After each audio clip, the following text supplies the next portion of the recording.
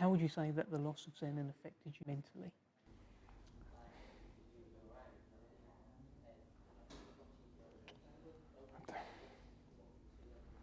I don't know.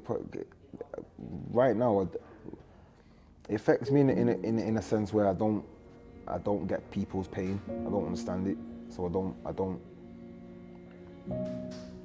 like someone can be going through something and I won't feel like I'm numb to some certain situations where I don't understand how that's hurt you.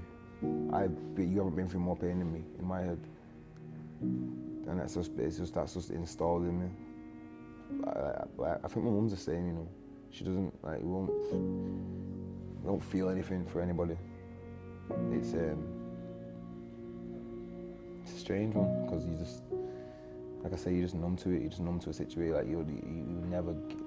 I don't get what you're moaning for. It's not that bad.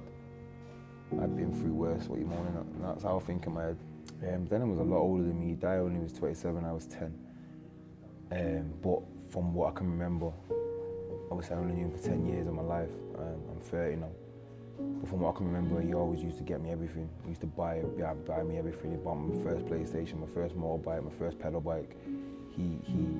He made sure I had everything. He used to come to my mum's and he'd have trainers for me. He had a big house. I used to go and stay there. And I was his little brother. He took me sledging one time. It was obviously snowing, and he came with a bright cream, white more or less jumper on. He was going down the hill towards the bottom. And I remember thinking we're going to go into the lake. It was nowhere near it probably, and I turned the thing and flipped it. And underneath the snow was mud, and I covered him in mud. He was fuming. My brother used to stutter when he used to shout, and he couldn't. He was that mad at me for turning the thing. He ended the sledging and was screaming and shouting at me, trying because he was stuttering. He wouldn't let me get in the car. But yo, that was one of the fun memories I have of it. It's not something at 10 you should go through. Not something at 10 that was something I was going to be able to understand. I didn't have enough experience in life to understand what had happened. Hence why it took me till I was like 15, 14, 15, 16 to get it. My mum, like I said, my mum's an amazing woman, and she's strong, and she stayed strong throughout. She stayed consistently strong throughout, and she made sure, regardless of what happened, because now I've got kids, I don't understand how she did it, because I don't know how I do it. If I lost my son or my daughter before their time, I would have to be super strong, and my mum did that.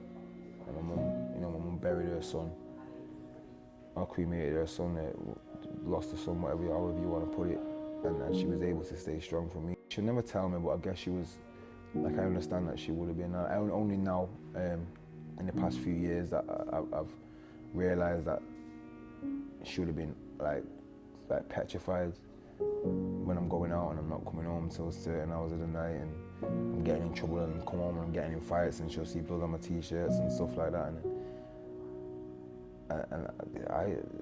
When you're a kid, or when you're smoking weed, or when you're in that mindset, you don't even realise the hurt that you're putting on people around you, or you don't even, like, you think people are chatting shit to you when you say, "Oh, why are you doing that?" Or "Nah, you're gonna mess up with it." You don't even understand that. You just think they're chatting shit because they're older, and you're a hard-headed teenager. You don't get it. You don't listen. Only now that I'm thinking, wow, I probably put my mum through a bit of stress. What I definitely shouldn't have done, because your mum is your mum and you should treasure her. That shouldn't have happened. But again, it's just a part of growing up. So hitting your teenage years, how were you dealing with I probably wasn't. Like I said, when you get older, you seem to understand more what's happened. So to come to terms with it at an older age, I probably didn't. I probably still haven't, but I've learned now to just get along with things and get on with it.